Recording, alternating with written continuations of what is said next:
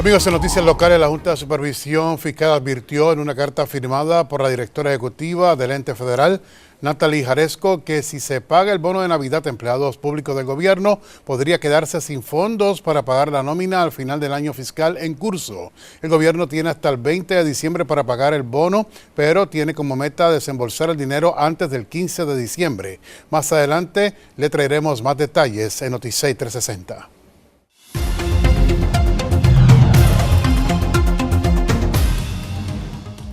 Bueno, y llegó la hora cero para la primera ministra británica Theresa May. Esta madrugada, luego de meses intensos de negociación, ha logrado que su gobierno apoye el borrador del Brexit acordado con la Unión Europea. La retirada británica de la Unión Europea será concretada el 29 de marzo de 2019. Para hablar de esto nos acompaña como cada jueves el profesor del Programa de Estudios Internacionales de la Universidad del Sagrado Corazón, José Gabriel Martínez Borrás. Buen día. Buenos días. Buen día.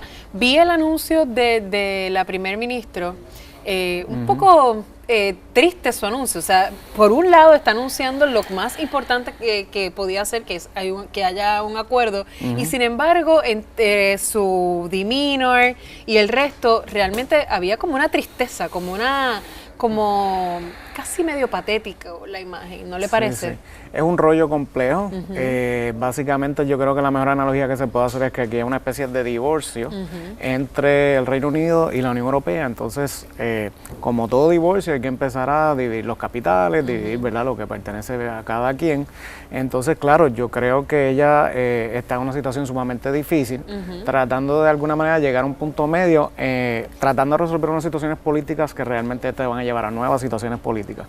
Porque cuando tú tratas de complacer a todo el mundo, de alguna manera no complaces a nadie, ¿verdad? Esto es más o menos la situación que ella tiene. Así que ella está entre la espada y la pared. Ahora mismito, como está la situación, ella tendría que entonces tener una aprobación del gabinete, que aparentemente ya lo tuvo anoche.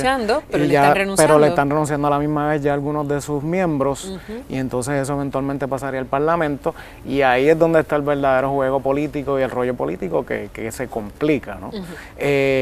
Yo creo que habría que ver entonces qué es lo que complica el asunto. Así que, por ejemplo, por un lado tú tienes, el Reino Unido está tratando de alguna manera de hacer como lo que ellos le llaman una especie de salida o retirada coordinada de la Unión Europea, pero entonces en términos políticos no todo el mundo está de acuerdo. Así que por un lado tú tienes los más, digamos, nacionalistas, que quieren un hard Brexit, que es la salida total de la Unión Europea, abrupta, exacto, y por otro lado tienes otros que quieren una salida pues mucho más suave, ese es el soft Brexit, y un montón de rollos entre medio, ¿verdad? Porque entonces tienes que ver cómo esto está constituido en el Parlamento. Para que ella pueda tener la aprobación en el Parlamento, de alguna manera tiene que empezar a negociar, y realmente el partido de ella no tiene una mayoría absoluta, y depende, por lo general los aliados de ellos son el partido de Irlanda del Norte, que entonces de alguna manera le dan un leve ventaja.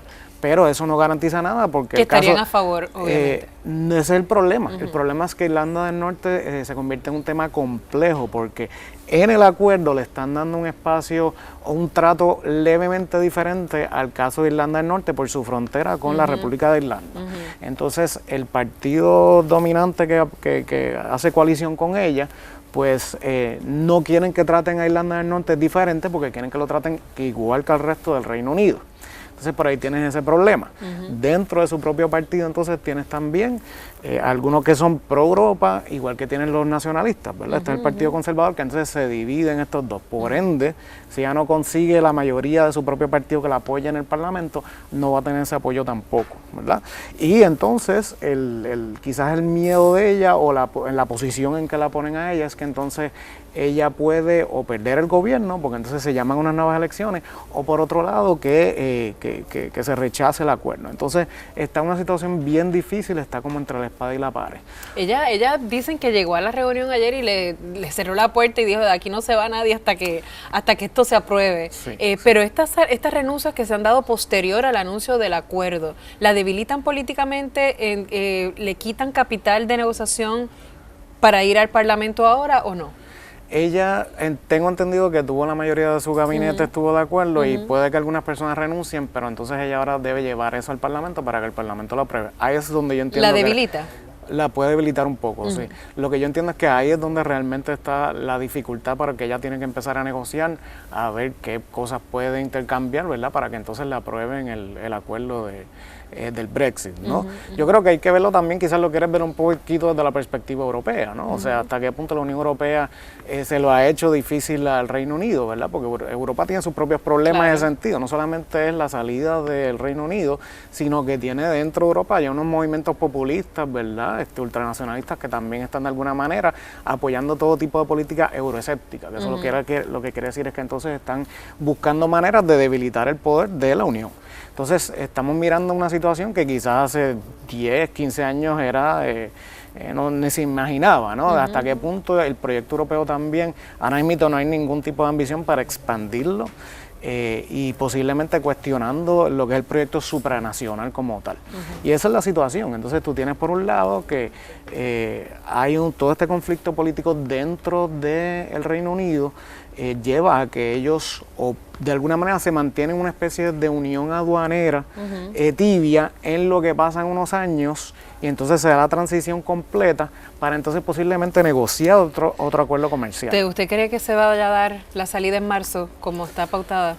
¿Que se concrete? Como yo lo veo ahora mismo, no. No. O sea, hay un mecanismo para extenderlo, pero eso implica que que el Reino Unido tiene que seguir pagando en la medida que se extienda lo mismo que paga en el presupuesto, perdiendo ya su representación política. Y se le sigue complicando hasta el 2021 cuando sería la otra fecha. Ese es el problema, que termina como en un abismo aduanero con la Unión Europea, pero entonces sin saber hacia dónde se mueve con el resto del mundo, y está en ese proceso. Muy bien, vamos a estar pendientes de este tema con usted aquí, como siempre. Gracias por acompañarnos. Nosotros vamos a una pausa ahora, pero al regresar vamos a hablar de lo nuevo en la industria del cannabis medicinal. Sigue en sintonía de Noti6 360.